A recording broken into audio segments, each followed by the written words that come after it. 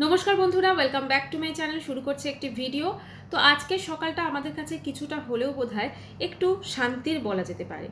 আমরা যেটা সবাই জাস্টিস ফর আরজি কর বলছিলাম, তো সেখানে তিলোত্তমার যে ন্যায় বিচারের কথা বলছিলাম, সেই ন্যায় বিচারের একটা স্টেপ কিন্তু এগিয়েছে। তো আমরা সেটা কিন্তু দেখতে পাচ্ছি। হ্যাঁ, এর আগেও একজনকে অ্যারেস্ট করা হয়েছিল, কিন্তু এখন যেখানে প্রাক্তন প্রিন্সিপালকে অ্যারেস্ট করা হলো এবং সেখানে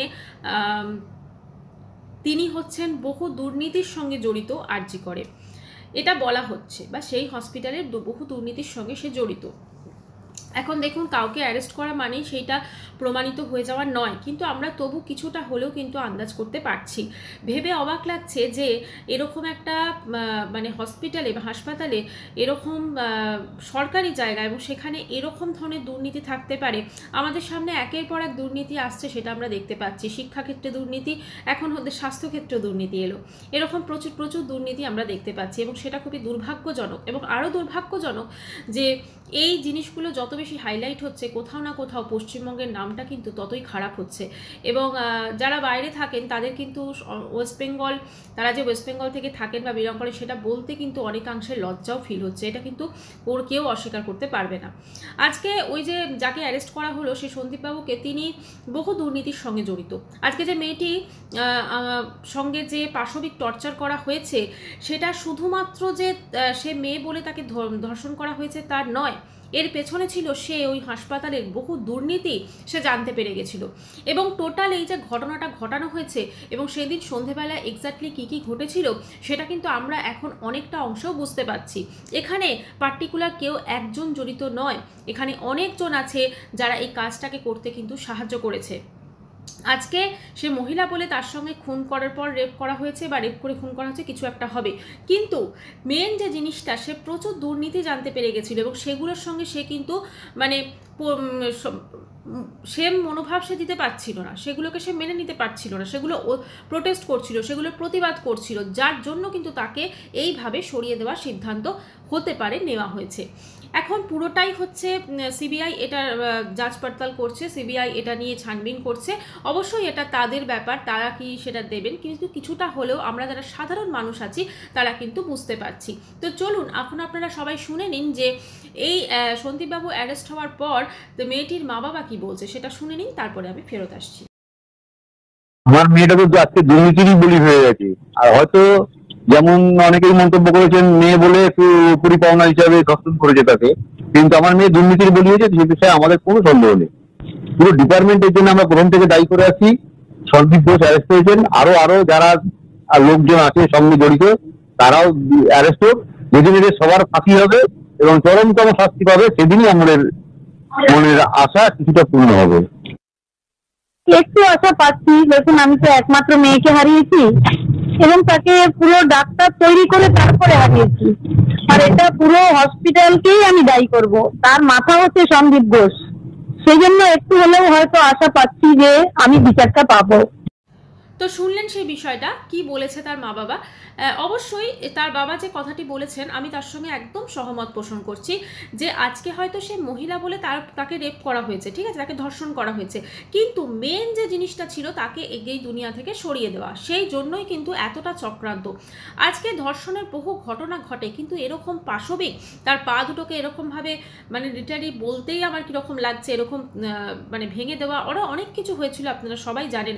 এবং তার বডিটাকে যেভাবে, যাতে সেকেন্ড টাইম পোস্টমর্টম করা না যায়, সেই জন্য যেভাবে তড়িঘড়ি করে তার সৎকার করা হয়েছে, সেটাও কিন্তু মানে যথেষ্ট ভাবার বিষয় আছে। এবং শুধু আমার তো অবাক লাগছে একটা জিনিস ভেবে, যে মা বাবাকে বারবার ওই 3টে ফোন কল, যেটা আমরা সবাই শুনেছি, রেকর্ডিংটা ফাঁস হয়েছিল, সেখানে মা বাবাকে বারবার করে ফোন করা হয়েছে এবং তাদেরকে ডেকে নিয়ে যাওয়া হয়েছে, কিন্তু তারপরেও তার মেয়ে মারা গেছে শুনেও, বা তার মেয়ের সঙ্গে কিছু একটা হয়েছে জেনেও, তারা কিন্তু বাইরে তাদেরকে ওয়েট করতে হয়েছে, তাদেরকে রীতিমতো তাদের পায়ে ধরতে হয়েছে ওখানে যারা ছিলেন। তাদের মেয়েটিকে একটিবার দেখানোর জন্য, কিন্তু মেয়েটির এমনই খারাপ সিচুয়েশন ছিল তাকে কিন্তু দেখানো যায়নি। তো মোটামুটিভাবে একটা জিনিস বোঝা যাচ্ছে যে এই টোটাল যে জিনিসটা ঘটেছে সেটা কিন্তু পুরোটাই একটা প্ল্যান মাফিক কাজ, এবং ভাবা হয়েছিল যে পুরো জিনিসটা হয়তো ধামাচাপা পড়ে গেছে, মেয়েটি হয়তো সুইসাইড করেছে বলেই এই জিনিসটাকে ধামাচাপা দেওয়া যাবে, কিন্তু আলটিমেটলি সেটা দেওয়া যায়নি। মেয়েটির মা বাবা হয়তো সেই মুহূর্তে ভীষণভাবে ভেঙে পড়েছিলেন, না হলে হয়তো তিনারা এই সৎকারটাকে রুখতে পারতেন এবং দ্বিতীয়বার পোস্টমর্টেম কোনো অন্য জায়গায় হয়তো হতে পারত। সেটা যদি হতো তাহলে কিন্তু আমার যেটা ধারণা আরও অনেক মানুষ কিন্তু যে এর সঙ্গে জড়িত, কান টানলে মাথা আসে সেরকম আরও অনেক বড় মাথা বেরোলো। এখন ব্যাপারটা হচ্ছে এই পুরো ঘটনার সঙ্গে কি সন্দীপবাবু জড়িত? আমার যেটা মনে হয় শুধু সন্দীপবাবু না, এর পেছনে আরও অনেক বড় বড় হাত আছে, আরও অনেক কিছু আছে যাদের এই সত্যিটা সবাই কিন্তু জেনে গেছিল। প্রসঙ্গত উল্লেখ্য, এই সন্দীপবাবু নাকি তার স্ত্রীর পেটে নাকি লাথি মেরেছিলেন, তার প্রতিবেশীদের কথায়, পুরনো প্রতিবেশীদের কথায় এমন লাথি মেরেছিলেন যে সিজারের যে স্টিচটা থাকে সেটা নাকি খুলে গেছিল। মানে তিনি কত বড় অমানুষ, অথচ তিনি কিন্তু খুব ভালো স্টুডেন্ট, তিনি কোন একটি স্কুলের সম্ভবত ফার্স্ট বয় ছিলেন, তারপরে তার আমরা যে এই এত বড় তিনি পোস্টে ছিলেন, অতএব বোঝা যাচ্ছে যে তিনি কতটাভাবে তার এডুকেশনাল কোয়ালিফিকেশন ছিল এবং তিনি পড়াশোনায় কতটা ভালো ছিলেন। এত একটা ব্রেনি মানুষ কি করে এরকম ধরনের দুর্নীতির সঙ্গে জড়িয়ে পড়তে পারেন, সত্যি সেটা ভেবে কিন্তু খুব অবাক লাগছে। আজকে ওনাদের তো টাকা পয়সার কিছু অভাব ছিল না, আজকে উনি এত বড় একটা পোস্টে চাকরি করতেন, নিশ্চয়ই তার কাছে হিউজ পরিমাণে ব্যাংক ব্যালেন্স বা আরও অনেক কিছু ছিল, কিন্তু না, ওনার আরও চাই আরও চাই, এই আরও চাই প্রবণতাতে আজকে কিন্তু এই অবস্থা। এবারে ভাবুন তো, আজকে এই যারা যারা ধরা পড়লো তাদের সঙ্গে এক্স্যাক্টলি ভবিষ্যতে কি হতে চলেছে বা আরও কারা ধরা পড়তে চলেছে সে তো আমরা অবশ্যই সেটা দেখতে পাবো। কিন্তু আমরা এখন যে বিষয়টা বলতে পারি যে অবশ্যই এখন এই যে সরকারি জায়গা বলুন বা যে কোনো জায়গাতে যখন কেউ তার সন্তানকে পড়তে পাঠাবেন, কোথাও না কোথাও একটা ভয় কিন্তু থাকবে। এর আগে আমরা র্যাগিং দেখেছি, র্যাগিংয়ের ফলে যেটা হয়েছিল স্বপ্নলীর সঙ্গে আমরা সবাই দেখেছি, খুবই খারাপ লাগছিল সেই জিনিসগুলো, কিন্তু এইটাও একটা ঘটনা দেখলাম। এটা ঘটনা না, এটা হচ্ছে মানে আমরা সবাই অবাক হয়ে গেছি, আমরা জাস্ট স্তব্ধ হয়ে গেছি এই ঘটনাটা দেখে। আমাদের ঘরে যাদের সন্তান আছে, যাদের মেয়ে আছে, আমরা সত্যি সবাই ভীষণভাবে চিন্তিত, কিন্তু ঘটনাটা কিন্তু নারী পুরুষ বা মেয়ে ছেলের ব্যাপার নয়। মেয়েটি সমস্ত জিনিস জেনে গেছিল, দুর্নীতি সংক্রান্ত জিনিস, এবং তার জন্য মেয়েটিকে সরিয়ে দেওয়া হয়েছে। যেহেতু মেয়েটির বডিটা একবার পোস্টমর্টম করা হয়েছিল, তারপর সৎকার হয়ে গেছে, যেহেতু সৎকার হয়ে গেছে এবং ওই পুরো এরিয়াতে অনেক প্রমাণ কিন্তু লোপাট করা হয়েছে, যেটা আমাদের সামনে বারবার কিন্তু উঠে এসেছে। ওনারা হয়তো অনেক কৈফিয়ত দিয়েছেন, কিন্তু একটা তো ঠিক, ইনস্ট্যান্ট সেইখানে ওনারা সমস্ত প্রমাণ, ফিঙ্গারপ্রিন্ট থেকে শুরু করে আরও অনেক কিছু ওনারা কিন্তু হয়তো সরিয়ে দিয়েছেন, যার জন্য কিন্তু আজকে সেই জিনিসটা পুরোটা ছানবিন করা যাচ্ছে না। কিন্তু সিবিআইটা যেটা করেছে যে এই যে পুরো দুর্নীতি আছে সেইটা কিন্তু ওনারা বার করেছেন। স্যালুট তাদেরকে, তারা যে কাজটা করেছেন সত্যি স্যালুট, এবং তারা এই জিনিসটাকে বার করেছেন এবং দুর্নীতির যে মাথা তাকে হয়তো সিবিআইটা ধরে ফেলেছে। এবারে হয়তো জিনিসটা আরও বেশি এগোবে, কিন্তু যেহেতু প্রমাণ লোপাট হয়ে গেছে, যেহেতু তিলোত্তমার বডিটাকে মানে সৎকার করা হয়ে গেছে, সেই জন্য অনেক জিনিস কিন্তু মানে চাপা পড়ে গেল, এটাই আর কি বলবো। যাই হোক, একটাই কথা বলবো, আজকে তিলোত্তমা যেখানেই থাকুক কিছুটা হলেও হয়তো সে খুশি হচ্ছে, কিছুটা হলেও হয়তো তার আত্মাটা শান্তি পাচ্ছে, এটা বলবো।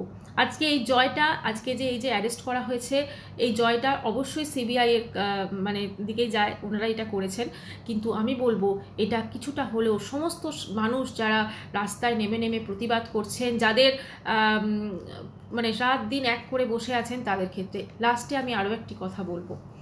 আমরা প্রত্যেকে মানুষ, প্রত্যেকে আমরা মানুষ, সে আমরা পুলিশ হোক, ট্রাফিক পুলিশ হোক, ট্রাফিক সার্জেন্ট হোক, প্রত্যেকে আমরা মানুষ, উকিল হোক, সবাই। আজকে একটি ঘটনা যেমন ঘটেছে, এটাও সত্যি এই জিনিসটাকে পুরো রাজনৈতিক দলের একটা রং দেওয়া হচ্ছে, রাজনৈতিক একটা রং দেওয়া হচ্ছে, সেটা প্লিজ বন্ধ হোক। একটি সার্জেন্ট বোধহয় পুলিশ অফিসার, যার চোখে আঘাত এসেছে, একটা ইট তার দিকে বা কিছু একটা হয়েছে, ছোড়া হয়েছে, তার একটা চোখ কিন্তু নষ্ট হতে বসেছে। তিনি হয়তো এই মুহূর্তে হায়দ্রাবাদ গেছেন সেটা চিকিৎসার জন্য। দেখুন, প্রত্যেকেই তো আমরা মানুষ, বা কারোর মাথা ফেটে গেছে কোনো, আজকে সমস্ত জনতার আক্রোশটা তাদের ঘাড়ে গিয়ে পড়ছে, তাদের ওপর পড়ছে। এটা করবেন না প্লিজ, কারণ যারা পুলিশ হন, যারা প্রশাসনের সঙ্গে যুক্ত আছেন, তাদেরও কিন্তু ফ্যামিলি আছে এবং তাদেরও কিন্তু এইটা জব। এই পুলিশ বলুন বা যে কোনো পেশায় তিনি থাকুক না কেন, তাদেরও কিন্তু এটা জব, তাদেরও কিন্তু এখান থেকে তারা যে টাকাটা উপার্জন করেন বা তাদের যে স্যালারি, সেটাতে তাদের সংসার চলে, তাদেরও ফ্যামিলি আছে। কাজেই এই ধরনের জিনিস পুলিশকে আক্রমণ করার আগে, কারণ তারা তো তাদের ডিউটি করছে, তাদেরকে বলা হয়েছে তোমরা আটকাও, তারা আটকাচ্ছে, তাদের দিকে আমার মনে হয় আক্রমণ করার আগে প্লিজ একটু ভাববেন। কারোর মাথা ফেটে যাচ্ছে, কারোর চোখের ক্ষতি হচ্ছে। আজকে বলুন তো, যার চোখের কই ক্ষতিটা হয়েছে তিনি সত্যি কি চোখটা ফিরে পাবেন? একটা চোখে, এবার একটা চোখে উনি যখন দেখবেন, আমি মানছি তিনি চোখটা ফিরে পাবেন যদি না পান, একটা চোখে যখন দেখবেন, একটা চোখে তো পুরো পাওয়ার চলে আসবে, বলুন জোর হবে। কাজে এই জিনিসগুলো একটু ভাববেন। আর একটা জিনিস আমি একটু বলতে চাই, জানি না এই প্রসঙ্গে বলাটা উচিত হবে কিনা, যে পুলিশ অফিসারের সঙ্গে এটা হয়েছে, মানে যে উনি বোধহয় সার্জেন্ট কোনো, তো যার সঙ্গে এটা হয়েছে তিনি সম্ভবত হায়দ্রাবাদ গেলেন তার চিকিৎসার জন্য। আজকে আমি কাউকে দোষারোপ করছি না, কিন্তু জিনিসটা দেখুন আপনি, আজকে সরকারের প্রচুর প্রচুর টাকা, এই আমরা দুর্নীতি অনেক কিছু দেখতে পাচ্ছি। তিনি যখন গেলেন তিনি ট্রেনে ট্রাভেল করলেন, তাই তো, কিন্তু আজকে তিনি কিন্তু একটা কি বলবো, এটা তার ডিউটির সময় তার সঙ্গে ঘটেছে, এবং আমার যেটা মনে হয় তিনি বোধহয় একটা ফ্লাইট তাকে দেওয়াই যেতে পারতো, তার ফ্যামিলি একটা টিকিট, দুটো টিকিট লাগতো বোধহয় তার ফ্যামিলির জন্য। আমার যেটা মনে হয় এটা উচিত ছিল, কারণ ওনার চোখটা যেভাবে আঘাত লেগেছে, এবং উনি যে ট্রেনে গেলেন, ট্রেনে তো একটা টাইম লাগবে হায়দ্রাবাদ যেতে, ফ্লাইটে গেলে অনেক ইজি হয়ে যেত, এবং ফ্লাইটে গেলে উনি হুইল চেয়ারেও উনি যেতে পারতেন, যেহেতু উনি চোখে বোধহয় এখন একটা চোখে দেখছেন ঠিকঠাকভাবে। তো এইটা আমার যেটা মনে হয়, প্রত্যেকেই মানুষ তো, তাই এনারা যারা আছেন আমাদের রক্ষার্থে, আমাদের সব কিছু, তাদের প্রতি প্লিজ আক্রমণ করবেন না, কারণ তারা তাদের ডিউটি করছে, এটা মানতে হবে আমাদের। কাজেই আক্রমণ সেইভাবে যেন না হয় যে তার কারুর মাথা ফেটে যাচ্ছে, কারুর চোখে আঘাত লাগছে। হয়তো একটু বেশি বলে ফেললাম, বাট মনে হলো তাই, কারণ তাদেরও কিন্তু ফ্যামিলি আছে। এটাই একটাই বলবো, আমরা সবাই কিন্তু উই ওয়ান্ট জাস্টিস। আজকে যেটা হয়েছে আমরা সেটা অবশ্যই কিছুটা হয়তো স্বস্তি পেয়েছি, কিন্তু পার্টিকুলার কি ঘটনাটা হয়েছিল সেটা যেদিন জানবো আরও বেশি স্বস্তি পাবো। সবাই খুব ভালো থাকবেন, প্রতিবাদ করুন, অবশ্যই করুন, কিন্তু এইটা একটু খেয়াল রাখবেন, কাউকে আক্রমণ করে নয়, শান্তিপূর্ণভাবে প্রতিবাদ হোক, এবং সেটা অবশ্যই হোক। পরিবর্তন জরুরি আছে। বাই, সবাই খুব ভালো থাকবেন।